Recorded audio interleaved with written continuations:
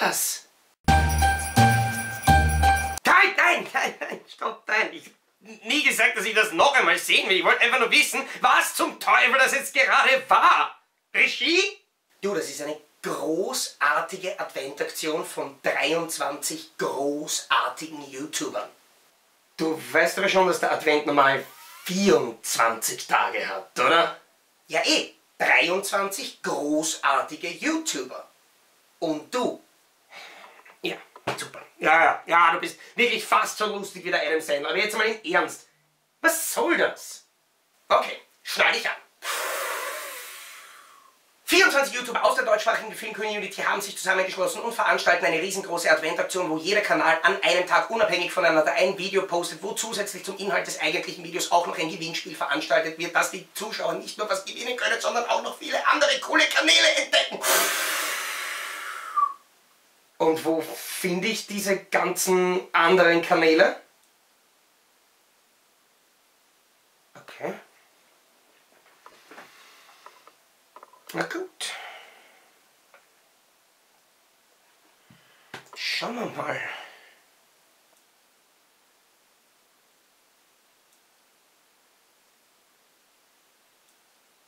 Aha. Okay, der Typ ist schon mal super. Geil.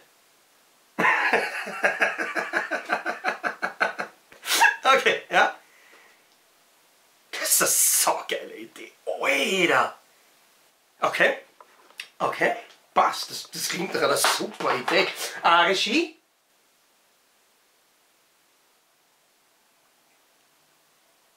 Regie! Was? Du, ich wollte nur sagen, ich mache mit, es sind wirklich coole Leute dabei. Aber Weihnachten ist trotzdem der letzte Dreck. Na gut, gehen wir's an. Es ist wieder Zeit der Qual. Falalalalalalalala. Die kitschige Kommerzkrake packt ihre mit widerlichen Goldengeln, Brechreiz-induzierenden Glaskugeln und gezuckerten Fusel aus dem 10-Liter-Kanister behängten Tentakel aus und bringt ihren Anhängern Stress, Übergewicht, finanzielles Chaos und die höchste Selbstmordrate des Jahres. Es gibt förmlich keine Möglichkeit, diesem widerwärtigen Kult der Lichterkettenanbetung zu entkommen. Außer man verschanzt sich zu Hause, setzt sich seinen Aluhut auf und konsumiert Entertainment aus der Konserve. Denn auch, oder soll ich eher sagen vor allem, im Fernsehen und im Radio ist den weihnachtlichen Foltermeistern mittlerweile gar nichts mehr heilig. Und eines schwöre ich euch, der allererste, der mir heuer Last Christmas vorspielt, der kann sich die Nordmann-Tannen bald von unten anschauen. Aber nicht einmal eine dezente Umbenennung kann diesen ganzen Zipfelzirkus verschönern. Was haben wir in den letzten Wochen gehört? Das Jahresendfest. Das war der Silvester. Oder die schönste Zeit des Jahres.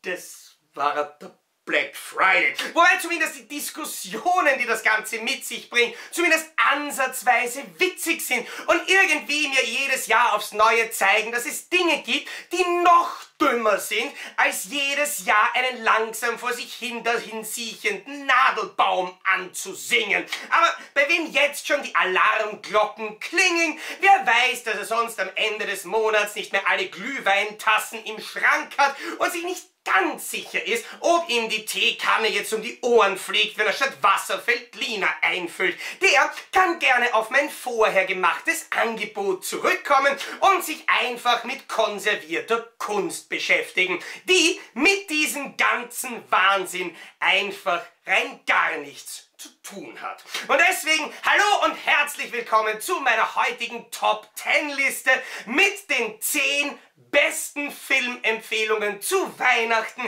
in denen das Wort Weihnachten kein einziges Mal vorkommt. Und wir starten einfach direkt in die Liste rein. Platz 10, Ace Ventura, Jetzt wird's wild. Ein absolutes Meisterwerk meiner Kindheit, einer der Filme, die ich wirklich geliebt habe und immer noch liebe. Sogar die allererste DVD, die ich jemals bekommen habe. Eine großartige Komödie mit einem fantastischen Jim Carrey, der beweist, dass Worte nicht nur dann lustig sind, wenn sie aus seinem Mund rauskommen. Ein fantastisch unterhaltsamer Film, spielt im Wald, es gibt zwar Bäume, an keinem hängt irgendwas dran. Wie geil kann das bitte schön sein?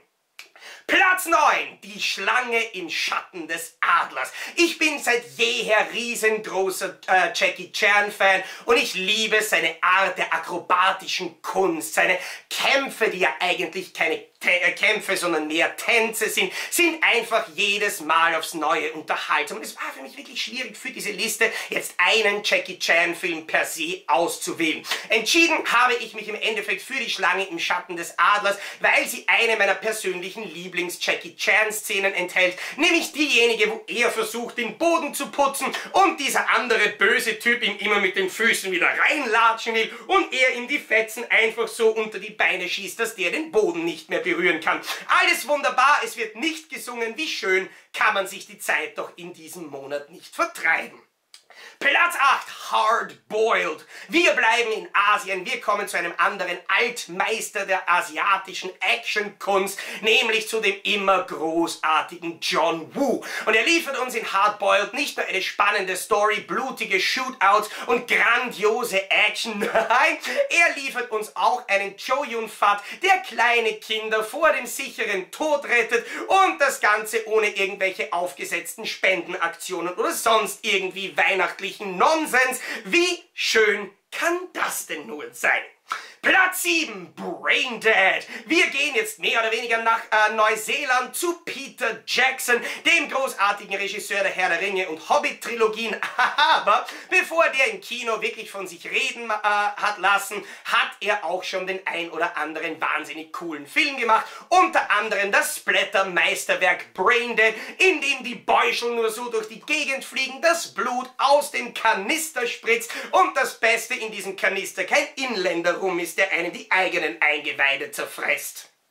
Platz 6, Oldboy. Und wir bleiben noch einmal in Asien, also wenn man unbedingt mag, weil von Oldboy gibt es auch ein Remake, das mir persönlich ehrlich gesagt gar nicht einmal so schlecht gefallen hat, wobei es trotzdem im Vergleich mit dem Original eigentlich so gut wie gar nichts kann. Man kann sich trotzdem beide Filme anschauen, aber Oldboy ist ein bedrückendes, fantastisch erzähltes, hervorragend gespieltes, großartiges Meisterwerk, wo ich euch wirklich 100% garantieren kann, dass man bei diesem Film jeglichen weihnachtlichen Gedanken aus der eigenen Melone ungefähr so sehr rausdrückt wie die Eingeweide von diesem einen armen Oktopus.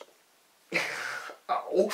Aber auf jeden Fall nachher vielleicht doch sogar Spaß dabei habt, irgendwas fröhlich Kitschiges zu sehen. Wer weiß. Platz 5, moderne Zeiten. Charlie Chaplin ist ein großartiger Comedian, ein fantastischer Filmkünstler, der in seiner Karriere wirklich grandiose Filme gemacht hat. Die meisten von euch kennen von ihm wahrscheinlich in erster Linie Der große Diktator. Mir persönlich gefallen andere Filme aus seiner Filmografie aber wesentlich besser. Beispielsweise Moderne Zeiten, wo er damals mehr oder weniger mit einigen Maschinen und Erfindungen die Zukunft vorhersagen möchte, unter anderem einer großartigen Frühstücksmaschine, wo ich ehrlich gesagt sage, da habe ich in der Früh lieber Hunger, als mit diesem Teil zu futtern. Was eine nette Geschenksidee ist für alle Leute, die man nicht leiden kann und vor allem für Weihnachten den großen Vorteil hat, dass es sie einfach nicht gibt und man deswegen gar nicht erst in den Stress kommt, zu versuchen, sie für irgendjemanden zu besorgen. Platz 4, South Park, größer, länger und unbeschnitten. Wir bleiben bei Comedians, wir bleiben auch in Amerika. Mit Trey Parker und Matt Stone haben wir zwei absolute Genies, die glücklicherweise aktuell immer noch tätig sind, die mit South Park, der Film, ein wirkliches Meisterwerk geliefert haben. Großartige Lieder, bei denen es sogar mir Spaß macht, sie mitzusingen. Mr. Hanky taucht zwar vielleicht das eine Mal mit der Weihnachtsmütze auf, aber das lässt sich alleine dadurch schon entschuldigen, dass es sich bei Mr. Hanky um eine riesige Kackwurst handelt und wir damit eigentlich den perfekten Vergleich für Weihnachten irgendwie schon per se geliefert bekommen. Platz 3, Phantomkommando. Arnold Schwarzenegger ist ohne Frage der größte Actionstar aller Zeiten. Die steirische Eiche. Ein fantastischer Schauspieler, der es in seinen Filmen immer wieder schafft, die perfekte Balance an furchteinflößender, brutaler Action und doch irgendwie ansatzweise Spaß und Humor zu liefern, der mit Phantomkommando, finde ich, den definierenden amerikanischen Actionfilm der 80er Jahre abgeliefert hat. Permanente Dauer-Action, coole Musik von James Horner.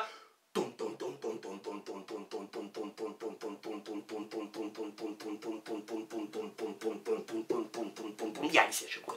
Und vor allem eine coole Sache, Arnie ist in einem Einkaufszentrum und das Ganze zwar behängt mit irgendwelchen Sachen, aber ohne Weihnachtsdekoration. Da kann man wieder mal endlich feststellen, wie schön so ein Einkaufszentrum eigentlich sein kann, wenn es nicht mit diesem ganzen Schmonzes verhängt ist.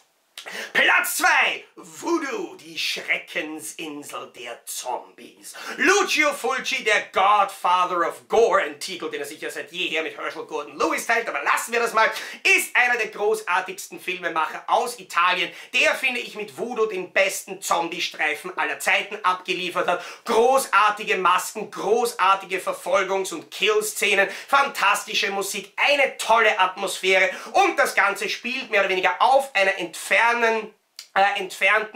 ganz weit abgeschotteten Insel, auf der ich mich in diesem Monat auch irgendwie gerne befinden würde. Und dann nehme ich sogar die Zombies in Kauf, weil ganz ehrlich, das, was uns da jetzt auf der Fußgängerzone entgegenkommt, ist auch irgendwie nicht viel anders. Und Platz 1, meine persönliche Top 10 Weihnachtsempfehlung für dieses Jahr ist AUER. Natürlich, was soll es auch anders sein? 3 Gründe, warum ich unbedingt gerne hätte, dass ihr euch AUER anschaut zu Weihnachten. Das ist natürlich irgendwie einerseits dadurch erklärt, dass es mein Film ist, den ich mit Robert im letzten Jahr gemeinsam gedreht habe. Das hat natürlich auch was damit zu tun, dass es der allererste österreichische Boxfilm aller Zeiten ist. Und natürlich, was diesen Film zu etwas ganz Besonderem macht, ist das Wort Weihnachten kommt einfach kein einziges Mal vor. Wie toll ist das denn bitte? Und deswegen möchte ich jetzt auch am Ende von diesem Video, wo ihr jetzt wahrscheinlich schon vor eurem DVD-Regal steht und den ein oder anderen der zuletzt genannten Filme rauskramt mit dem Gedanken, ihn euch anzuschauen, wahrscheinlich ist AUER da noch nicht dabei, aber da möchte ich euch aushelfen. Denn wie bei jedem anderen Video von Advent im Movieland, ein Wortspiel, das ehrlich gesagt auch von mir kommen könnte, gibt es am Ende von diesem Video eine kleine Verlosung. Und was ich euch jetzt im Rahmen dieser Aktion schenken möchte, ist eine DVD von AUER. Und das Einzige, was ihr dafür tun müsst, wenn ihr diese DVD euer eigen nennen wollt, ihr müsst mir im Laufe der nächsten 5 Tage, genauer gesagt bis Samstag, den 9.12.2017 um 23:59 Uhr und 59 Sekunden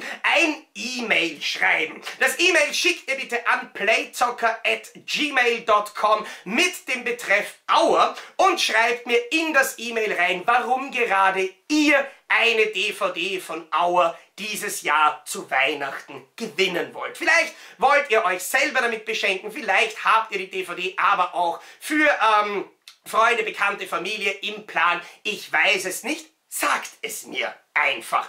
Außerdem die rechtlichen Hintergründe, alle, die an der Produktion des Films beteiligt waren, sind von der Aktion in dem Sinne ausgeschlossen. Genauso natürlich wie alle anderen YouTube-Kanäle, die bei Advent im Movieland teilnehmen. Teilnehmerberechtigt sind alle Leute, die mir eben bis Samstag, den 9.12. um 23:59 Uhr das E-Mail geschickt haben. Verkündet werden die Gewinner dann am Sonntag, den 10. in einem eigenen Video, das ich um 16 Uhr poste. Wenn ihr an der Aktion teilnehmt und gewonnen habt, kriegt ihr dann von mir eine Antwort mit der Bitte um eure Versandadresse. Ihr erklärt euch ausdrücklich damit einverstanden, dass ich diese Adresse dann an Pretz-Media weitergebe, die im Fall dann den Gewinn an euch verschicken. Und damit bleibt mir jetzt ehrlich gesagt in den letzten Tagen des ausklingenden Jahres nur mehr eines zu sagen. Danke. Danke Danke in erster Linie auf jeden Fall mal an diese Snake, die diese großartige YouTube-Kooperation entwickelt und erfunden hat und das Ganze auch organisiert hat. Danke an alle, die daran teilnehmen. Alle anderen YouTube-Kanäle, beziehungsweise natürlich ganz besonders auch an euch. Und das ganz Coole ist, wenn ihr euch für diese Aktion interessiert, könnt ihr jetzt nicht nur heute beim gewinnen, sondern tatsächlich an jedem einzelnen Tag im Dezember. Und nachdem heute der 4. Dezember ist, jedes Gewinnspiel 5 Tage lang läuft, habt ihr das große Glück, ihr könnt noch bei allen anderen Gewinnspielen teilnehmen.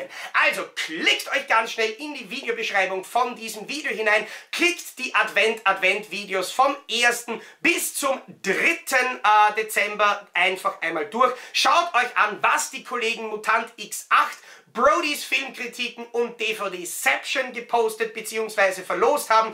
Schenkt ihnen ein Abo, macht bei ihrem Gewinnspiel mit und vergesst vor allem nicht, der Dezember respektive der Advent hat noch den ein oder anderen Tag. Ihr könnt regelmäßig hier vorbeischauen, euch in der Videobeschreibung von diesem Video den aktuellen Kanal anschauen. Vergesst ja nicht, bei jedem Gewinnspiel mitzumachen. Vergesst ja nicht, jedem Kanal ein Abo dazulassen. Das haben sich die Kollegen und Kolleginnen wirklich verdient. Und vergesst ganz besonders nicht, morgen wieder einzuschalten, wenn dann Kev Guckt für mich übernimmt. In dem Sinne, ho, ho, habt's mich doch alle gern mit dem Weihnachtsdreck, aber bei coolen Aktionen hier auf YouTube bin ich trotzdem dabei. Jetzt muss ich nur ganz ehrlich, jetzt habe ich 20 Minuten lang so lang an Weihnachten gedacht, ich muss trotzdem ganz kurz vielleicht ein bisschen weg.